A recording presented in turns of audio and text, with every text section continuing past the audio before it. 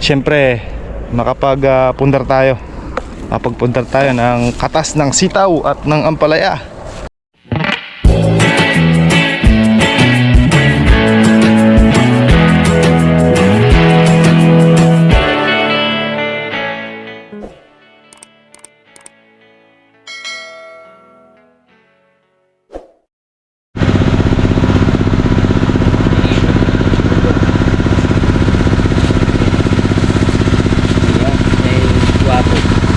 Masa na Pogi?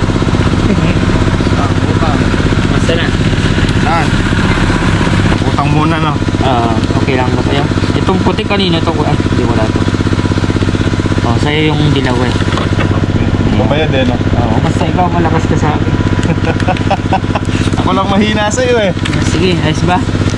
Ito naman. Pataba, ang presyo ay doble. Pero wala tayong magagawa. Kaya talaga.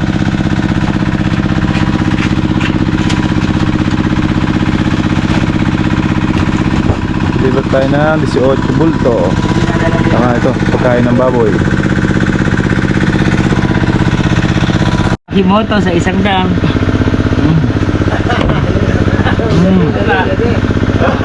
Discover ka niyan. Bye-bye. Masiksi ako nga. Yan. Macho pa. Yan.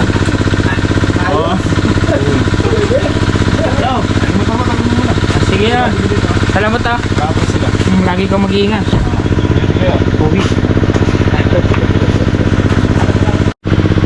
Naiwan nila Islao yung kanilang saresa. Pinapatanim ko doon sa may tabing kubo para ito. Para meron silang lilim. Dahil mabilis lang naman lumaki. Isang taon lang malaki na yan mga kabady. So ito dumating na yung in-order nating pataba mga kabady. Saka tayo umorder ng Shirin Promor Calcium Boron mga kabady. Spray natin dito sa kalamansi natin.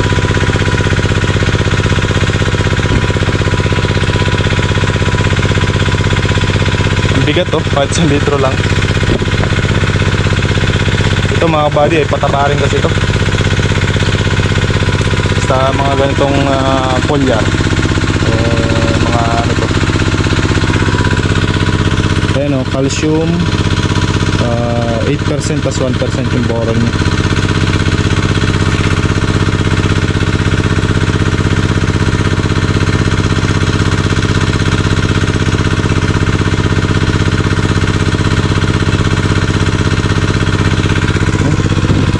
Dosi pala laman, 3, 6, 9, 12. Pala ko 10 lang. So ito, dito natin sa kalamansi. Ng tubig. Pwede natin makakina. Mamaya naman hapon para matapos ito. Tulo na. Ito lang. Check.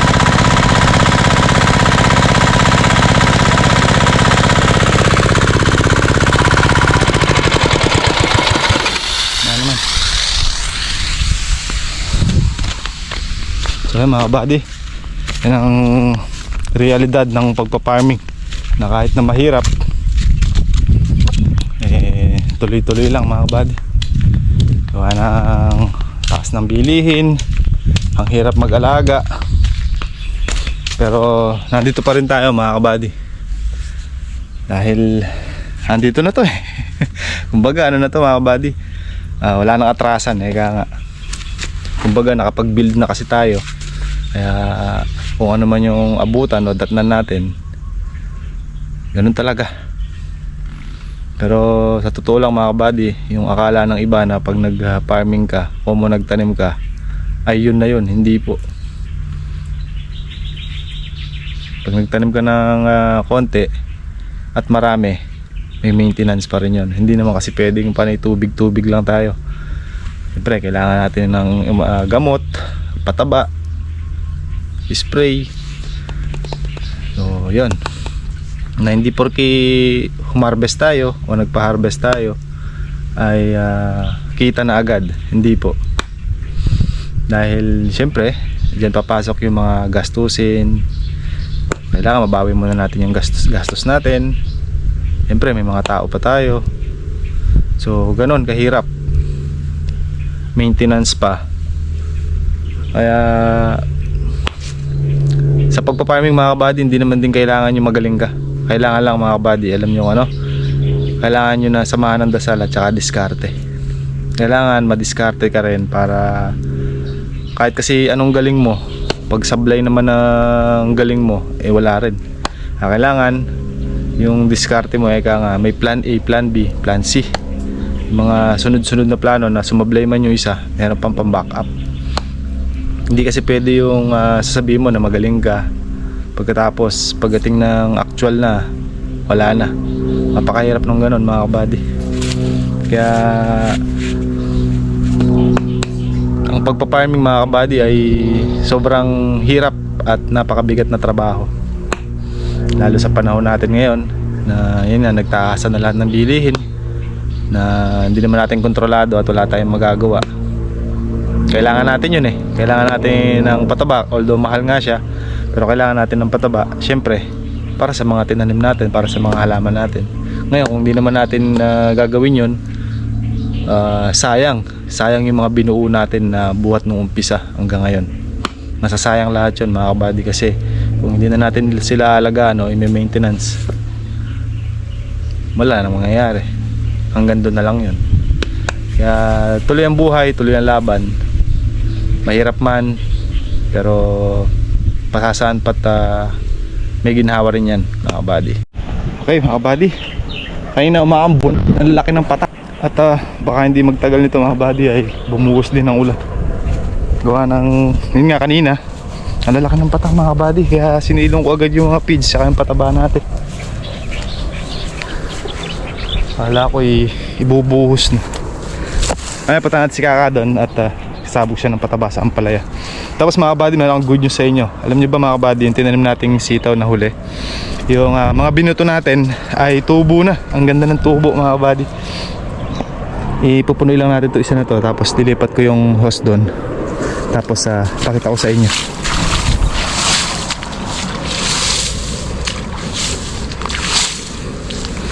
Ganda ng tubo. Sana mga kabady ay mapaganda natin yan, para nang sa ganun mayroon tayong panunod dito sa mga nakatanim nating naunang sitaw. Balay nyo, ito na yung hinihintay natin na sana ay makatsyempo tayo sa magandang presyo ng sitaw. God's will mga kabady, nang sa ganun ay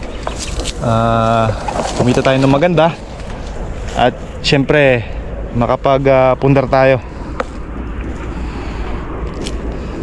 Makapagpundar tayo ng katas ng sitaw at ng ampalaya.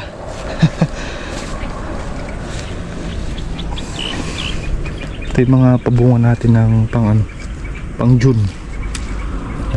Mga size na sila, alateris, ang laki ng bunga nila. Kawan, sabugan na natin ng pataba to. Humina yung solar, gawa ng may malaking ulap na nakatakip mga kabady sa araw. Ayan ang bunga na yan, kaya makulimlim. Nga kanina pumapatak na ng malalaki, kala ko magtutuloy na. Kaya si Kaka napasabog agad ng pataba sa ampalaya para daw malusaw agad. Sabi ko mukhang malabo pa yan. Pero kagabi mga kabady, papulo-pulo yung naging ulan. Umulan daw sa bandang bayan, sa bypass, Santa Rita umulan, San Carlos umulan din. Pero dito daw kala Corodel, Santa Isabel ay mahina lang. Tapos sa San Vicente naman ganun din, mahina lang din. Taktong ambon-ambon lang talaga.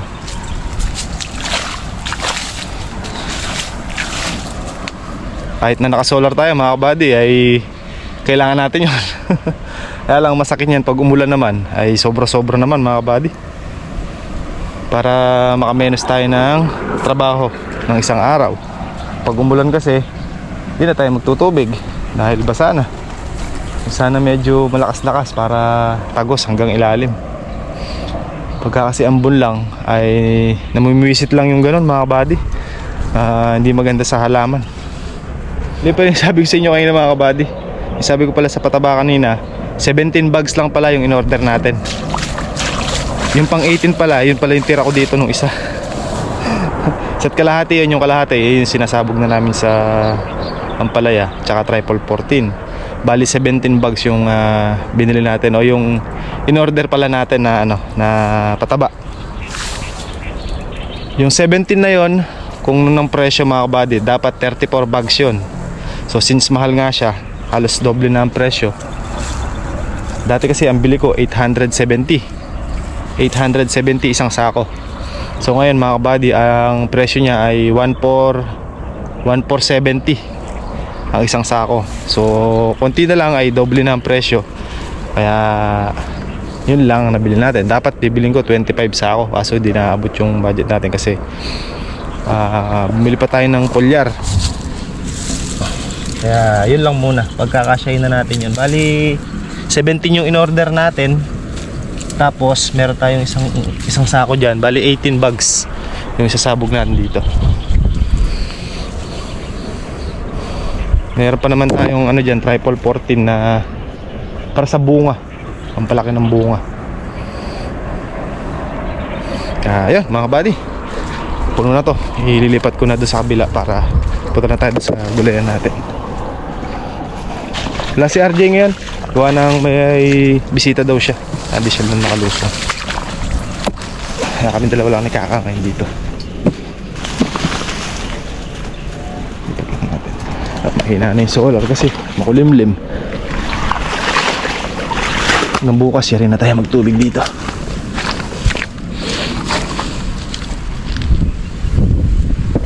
Ito, kapati putahan natin yung mga sitaw natin.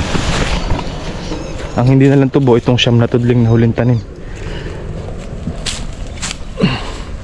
Pero yung mga nauna nating tanim, tubo na.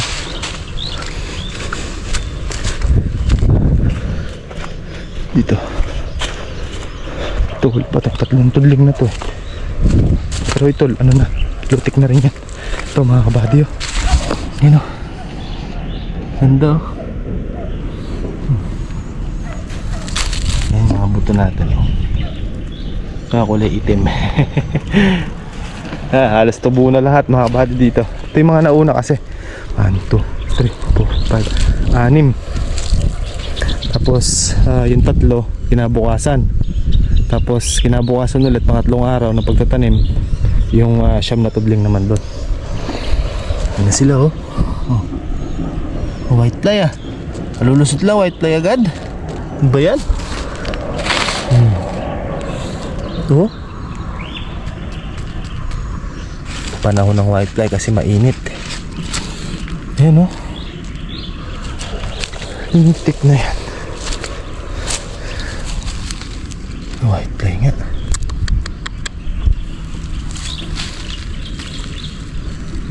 Nakikita niyo ba mga kabali, oh?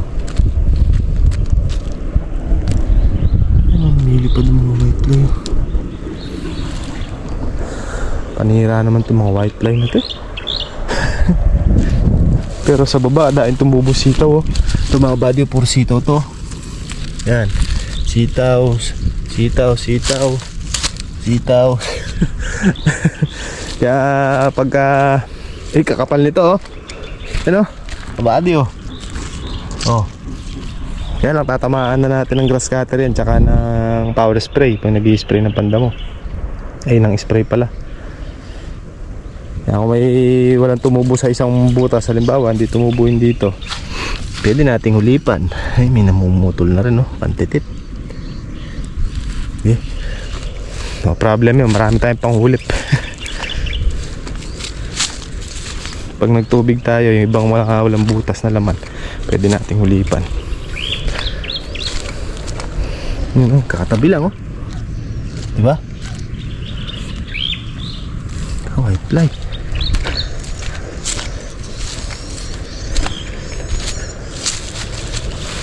Tingnan natin si Kakada nagpapataba. Ito naman yung mga kalamansi na to. Ito yung huling tanim natin dito na binaha.